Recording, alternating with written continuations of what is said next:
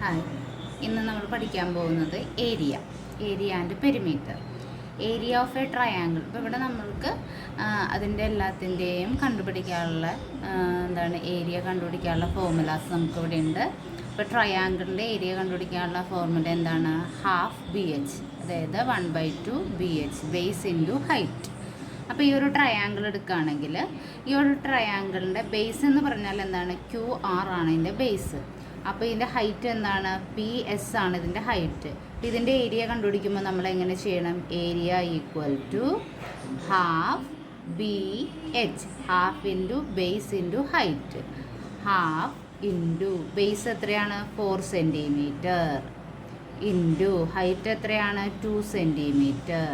അപ്പോൾ എന്തോരം? 4 × 2 8. Half into 8 എന്ന് പറഞ്ഞാൽ എന്താണ്? 8/2.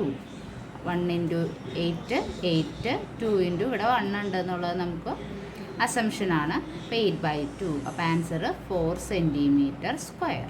കാരണം 2 സെൻറ്റിമീറ്റർ തമ്മിൽ ഇൻറ്റു ചെയ്യുമ്പോൾ എന്തായി? സ്ക്വയറായി. അപ്പോൾ 4 സെൻറ്റിമീറ്റർ സ്ക്വയർ.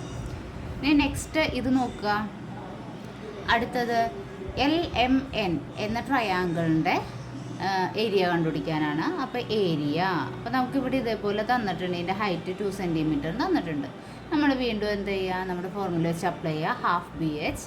അപ്പോൾ എങ്ങനെ ചെയ്യുക? Half into 3 × 2, that is half into 6, that's equal to 6/2, 3 centimetre square.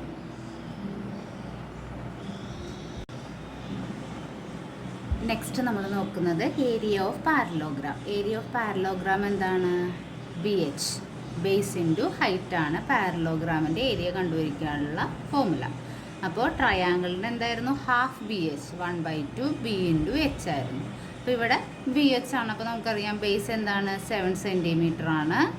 Then height എത്രയാണ്? 4 സെൻറ്റിമീറ്റർ ആണ്. സോ ഇവിടുത്തെ 28 സെൻറ്റിമീറ്റർ സ്ക്വയർ ആണ് എന്ത് വരുന്നത്? ഏരിയ. അതുപോലെ തന്നെ ഇതിൻ്റെ നോക്കുക. 5 ആണ് ബേസ് വരുന്നത്, 3 ആണ് ഹൈറ്റ് വരുന്നത്. അപ്പോൾ 15 സെൻറ്റിമീറ്റർ സ്ക്വയർ ആണ് ഇതിൻ്റെ ഏരിയ. പാരലോഗ്രാമിൻ്റെ ഏരിയ കണ്ടുപിടിക്കാനുള്ളത് BH-ഉം ട്രയാങ്കിളിൻ്റെ ഏരിയ കണ്ടുപിടിക്കാനുള്ളത് ഹാഫ് BH-ഉം. നെക്സ്റ്റ് നമ്മൾ നോക്കുന്നത് ഏരിയ ഓഫ് സർക്കിളാണ്. ഏരിയ ഓഫ് സർക്കിൾ എന്ന് പറഞ്ഞാൽ πr². R എന്ന് പറഞ്ഞിട്ടുണ്ടെങ്കിൽ റേഡിയസ് ഓഫ് സർക്കിളിനെയാണ് എന്ത് പറയുന്നത്? R എന്ന് പറയുന്നത്.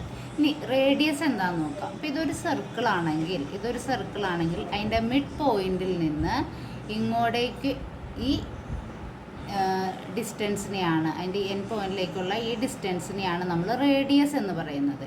ഇനി അതേപോലെ തന്നെ ഒരു സർക്കിള്, ആ സർക്കിളിൻ്റെ ഈ അറ്റം തുടങ്ങി ഈ അറ്റം വരെയുള്ള ഡിസ്റ്റൻസിനെ നമ്മൾ പറയുന്നത് ഡയമീറ്റർ. അപ്പോൾ അതിൻ്റെ ഡയമീറ്ററിൻ്റെ ഹാഫാണ് എന്ത്? റേഡിയസ്. അപ്പോൾ നമുക്ക് ക്വസ്റ്റ്യനിൽ റേഡിയസ് തന്നിട്ടുണ്ടാവും. ആ റേഡിയസ് വെച്ചിട്ട് നമുക്ക് എന്ത് കണ്ടുപിടിക്കാം? സർക്കിളിൻ്റെ ഏരിയ കണ്ടുപിടിക്കാം. ഇപ്പോൾ നമുക്കൊരു ക്വസ്റ്റ്യൻ തന്നേക്കാണ്. Radius of a circle, radius 14 centimetre ആണ്. അങ്ങനെയാണെങ്കിൽ അതിൻ്റെ ഏരിയ കണ്ടുപിടിക്കാനായിട്ട് അപ്പോൾ നമുക്കറിയാം നമ്മുടെ ഇക്വേഷൻ എന്താണ്? πr². ഇനി ഈ പൈയുടെ വാല്യൂ ഉണ്ട്. പൈ എന്ന് പറയുന്ന ഇതിന് ഒരു വാല്യൂ ഉണ്ട്. π = 22/7 എന്നും നമ്മൾക്ക് എടുക്കാം, അല്ലെങ്കിൽ 3.14 എന്നും എടുക്കാം. രണ്ടെടുത്താലും സെയിം ആൻസറാണ്. കാരണം 22/7 നിങ്ങൾ ഡിവൈഡ് ചെയ്താൽ നമുക്ക് കിട്ടുന്നത് എന്താണ്? 3.14.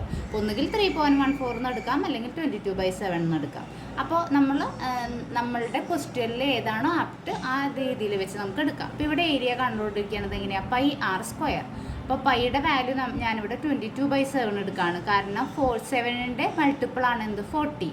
അപ്പോൾ നമുക്കത് വെട്ടി ചെറുതാക്കാമെന്നുള്ള ഉദ്ദേശത്തിൽ ഞാനിവിടെ 22/7 എടുക്കുകയാണ്. റേഡിയസ് 14 ആണ്. R എന്ന് പറഞ്ഞാൽ 14 ആണ്. അപ്പോൾ R² ആണ്. അപ്പോൾ നമ്മളെങ്ങനെ എഴുതും? 22/7 × 14 × 40 ഇങ്ങനെ എഴുതാം നമുക്ക്. അപ്പോൾ ഈ 7ഉം ഈ 14ഉം വെട്ടിക്കളഞ്ഞാൽ നമുക്ക് എന്ത് കിട്ടും? 2 കിട്ടും അല്ലേ? 7ൽ 7 1 ടൈംസ്, 14ൽ 7 2 ടൈംസ്. ഇനി നമ്മൾ എന്ത് ചെയ്യാം? ഇത് തമ്മിൽ ഇക്വേറ്റ് ചെയ്യാം. 22 × 2 44, 44 × 40 എന്ന് കിട്ടും. 44 × 40.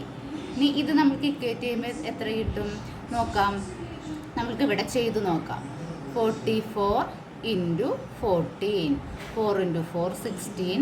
1 4 × 4 16 + 1 176. 1 × 4 4. 1 × 4 4. നമുക്ക് ആൻസർ എത്ര കിട്ടി? 616 എന്ന് ആൻസർ കിട്ടി. നമ്മുടെ ആൻസർ എത്രയാണ്? 616.